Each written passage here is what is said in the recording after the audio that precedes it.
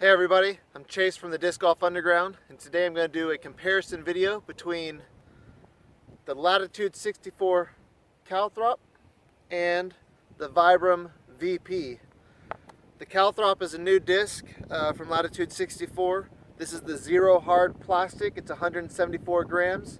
I just got this disc on Saturday and I've never thrown it before, so we'll see what happens to it.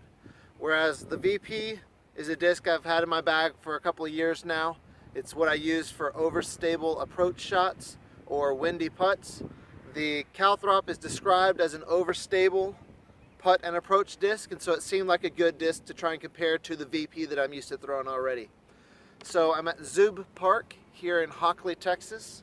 I'll record the round one shot with each disc and we'll just see what happens. Thanks for watching. Y'all have a great day. Alright everybody, thanks for watching this video. Hopefully you find it to be of benefit to you one way or another. You'll notice here I will throw the VP, Vibram VP, first on every shot, and then I'll throw the Latitude 64 Caltrop. I'm not really sure how you're supposed to pronounce that name actually, so it may not be Caltrop, it may be Caltrop. I don't know, it sounds weird when I say it.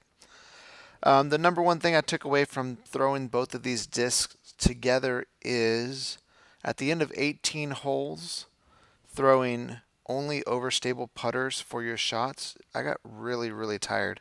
By about hole 16, I felt like I couldn't even throw them accurately nor straight, and my arm didn't want to putt at all. It was just a lot more work than I feel like I am used to when playing disc golf.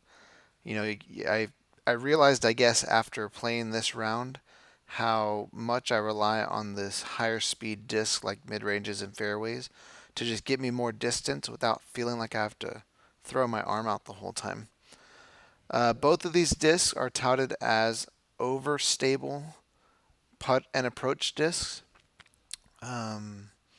Vibram's VP is the most overstable disc that they make.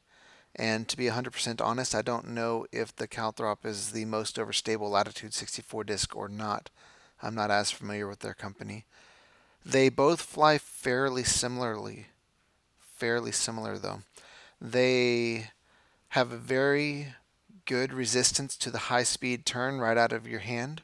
So I was very rarely able to get them to come out on a little S curve. It was pretty much straight out of the hand and then dump hard left. That was a pretty cool shot because I happened to hit the pin there.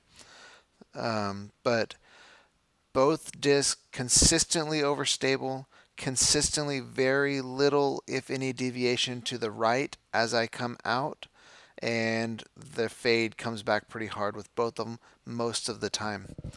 This particular day, the wind was going pretty good at this course. I had never been to this course before, so I didn't know what to expect.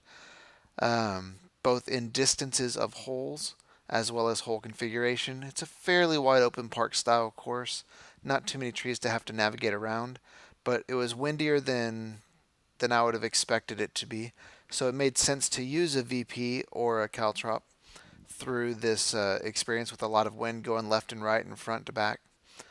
Unfortunately though, my putting was horrendous this day. I missed all kinds of putts just right on the nubs, or I'd hit the chains and it'd splash out. So definitely not my best experience with putting using overstable putters, even though this would have been the ideal condition for it. You know, setting up in the conditions with more wind, and typically we would reach for an overstable disc. But just like that, for example, I have probably 5 or 6 of those with the VP and probably another 4 or 5 with the Caltrop, where I just hit low with the wind, or like I said, hit the top of the chains and just bounced out. General opinion on these discs: I bag a VP, so I'm partial to it. I like it. I like it for mostly approach shots and windy putt shots. I don't use it a ton. I like to use a ridge the most when I'm actually putting. But if it gets windy, kind of like it was on this particular day in this video, I would probably pull out the VP for the headwind putts. But definitely anything about 220 or inside, if I wanted to do an approach shot with the wind, either as a hyzer approach or running straight at the basket into the headwind, the VP would come out. And I feel like even this day I did pretty well with my approach shots like I would. The Calthrop fits very nicely as a comparison disc to the VP. My first throw of this happened at this course. Like the sticker's still on the back of the disc, and in fact. So I wasn't sure what to expect, but after about 3 holes, the flight pattern between VP and Caltrop are probably the closest between any of the discs I've compared amongst different companies. The profiles aren't exactly the same, but they're both flat top, overstable, rounded, beefy beefy putt and approach discs that have a very similar flight pattern.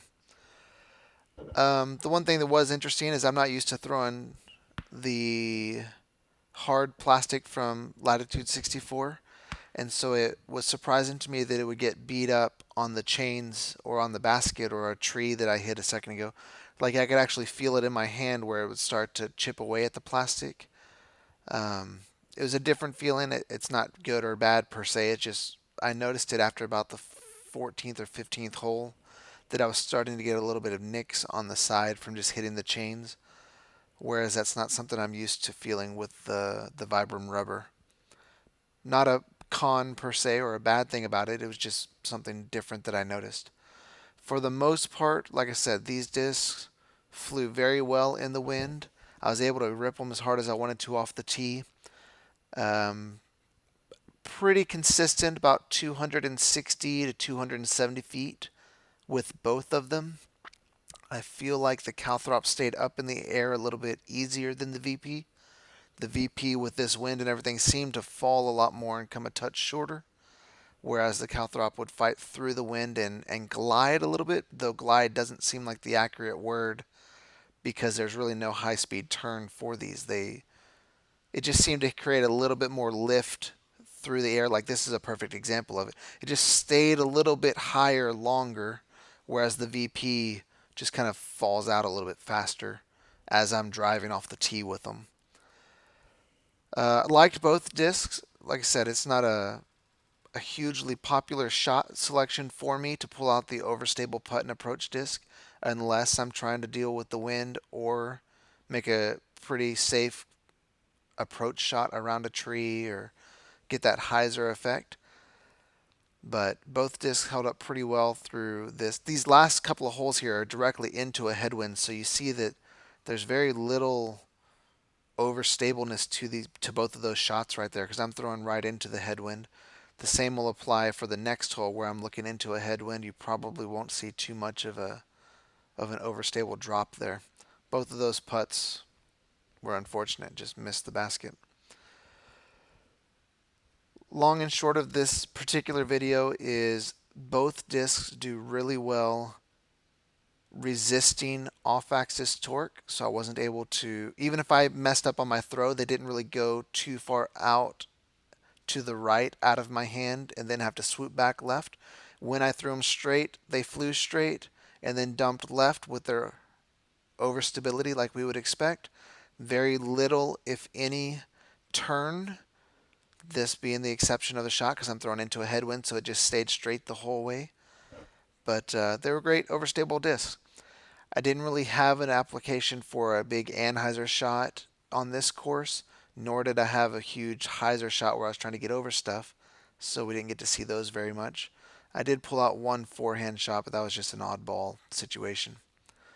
So if you're looking for an overstable putt and approach disc, the Vibram VP or the Latitude 64 Caltrop both appear to fit that slot nicely. Thanks for watching this video. Look forward to making more videos for y'all in the future. Don't forget to like, comment, and subscribe. Have a great day.